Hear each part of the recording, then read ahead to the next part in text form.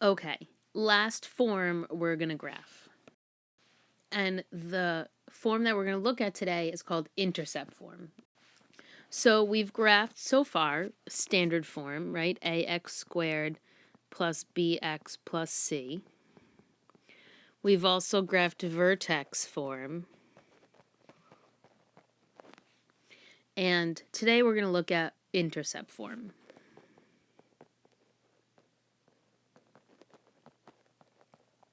Which looks like this. A, which is our coefficient, x minus p times x minus q. That might look a little familiar. Maybe it does. Hopefully it does.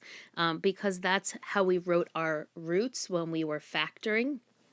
So this lesson is going to incorporate some skills about factoring.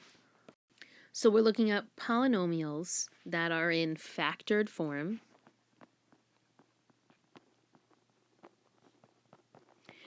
And the zeros can be easily identified. And remember, the zeros are what the values were for the variable when we solved each piece equal to 0. So here's some fun facts about intercept form. The x-intercepts are p and q. So if we have this form right here, f of x equals a times x minus p times x minus q, similar to how when we looked at vertex form, we could know what the vertex was, this is intercept form, so we can easily find the intercepts. They're p and q. The axis of symmetry is halfway between the x-intercepts. So we know we have our formula when it's in standard form, which is negative b over 2a. This one, we just do p plus q divided by 2, because it's halfway between p and q. The graph opens up when a is greater than 0, and opens down when a is less than 0. We already know that. All right, so let's graph one. In example 1, we've got an equation, a parabola, and they want us to graph it and determine the domain and range. So in order to graph it, we need to know in this form what the intercepts are, because you see this is written in intercept form. So the intercept are what would be the values of x. So this one is x is negative 1, and this is x is 5. So my two roots, my two zeros, my two x-intercepts are negative 1 and 5. We know that because of the negative sign, it's facing down. So let's graph what we know. All right, so I have an x-intercept at negative 1, and I have an x-intercept at 5.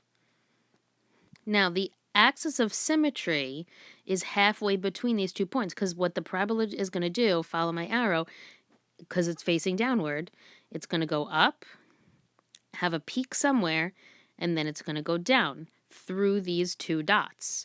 So I'm going to go up, hit a vertex, and then go down. So the question is, what's the axis of symmetry? And the way that you find it is you find halfway between negative 1 and 5.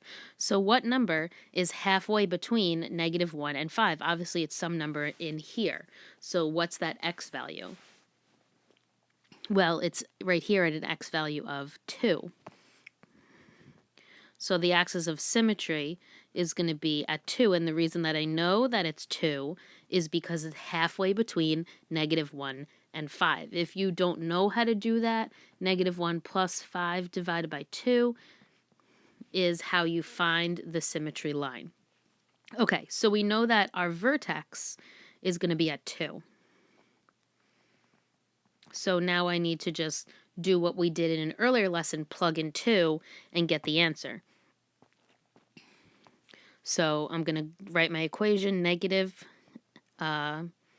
instead of x, I'm going to put 2. So I'm going to evaluate this equation at 2. So I get negative 3 times negative 3, so that gives me negative 9. Sorry, positive 9. So the vertex is at 2, 9. Ugh, I can't go by ones. Okay, so there's my vertex. And now you just connect it. You don't need all of the points that we had before with the table because you know 3 points on the line, 3 important points. You know the 2 zeros and you know the vertex. And that's the minimum amount that you need in order to graph the parabola. Last thing that they want us to do is the domain and range. So the domain is all real numbers because there's no x value that I can't plug into this equation. The range, however, is y is less than 9, less than or equal, because if I want to look for where are all the y values, the graph stops at 9 and there's nothing above 9. So the range is the y values are all underneath the value of 9. Now, when we look at this next example, we could do it multiple ways. We could do the negative b over 2a method, where we just kind of make the t-chart, or if it's factorable, then we can do that technique. And I will tell you this is factorable. You can see it has a GCF of 2. So I get 2 times x squared minus 4. And then you should remember that this is a difference of 2 squares, dots. So this is really y equals 2 times x plus 2, x minus 2. Now that it's in factored form, I can use this new technique. So the zeros are going to be at -2 and 2. We call those the x-intercepts. And it's going to be facing upward because this is positive. So let's graph. So I'm going to put a x-intercept at -2 and an x-intercept at +2. And what number is halfway between -2 and +2? Well, that's 0. So the symmetry line is going to be down 0. So I'm going to take my equation and I'm going to plug in 0, and then I'm going to find the vertex point.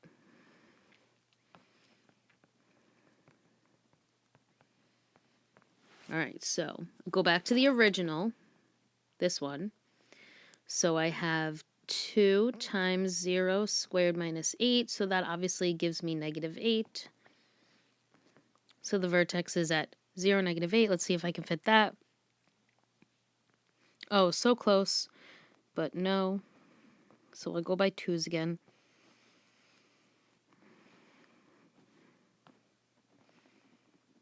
There. And then you make the parabola. And then they want us to also do the domain and range. So the domain is all real numbers, and the range is y is greater than or equal to -8. Down in example 3, they just ask us a really simple question. Hey, what are the zeros? And if you don't know what zeros are, then this question is really complicated. But if you know that zeros just mean the values of x, the solutions, the x-intercepts, then it's really just saying, what are the values of x? So we can finish this one in about 20 seconds. The values of x would be 1 and -2. Done. Let's find some more zeros down below. And really what we're doing is what we did in chapter 7. I don't want to make it, so simple sounding. But what we're doing is we're saying, when does it equal 0? And remember, we did that back in chapter 7. We learned how to factor. So let's do that. I can factor a GCF of -2. So that gives me -2 times x squared plus 5x plus 6. Then that's a trinomial, so I can probably do the double bubble. And my factors are +6 plus 1. So when does that equal 0? Well, it'll equal 0 when x equals -6 and x equals -1. Last one to find the zeros. This one, it looks factored, but it's actually not, because this is a difference of 2 squares. Remember our skill of factoring completely. You have to keep factoring until you can't factor anymore. So this is x plus 4 times x minus 4. So I'm just going to bring that x minus 1 down. And now I have 3 zeros.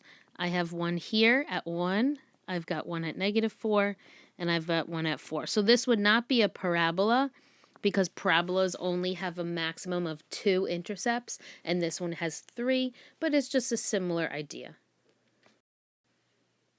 Okay, this last one's for you. I'm going to give you some starter tips, and then you're going to do it on your own.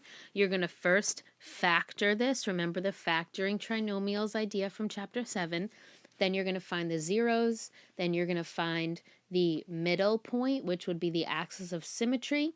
Once you're on the axis of symmetry, you plug in that x value into the equation, and then you get your vertex, and then you make your nice U-shaped graph, and you are done.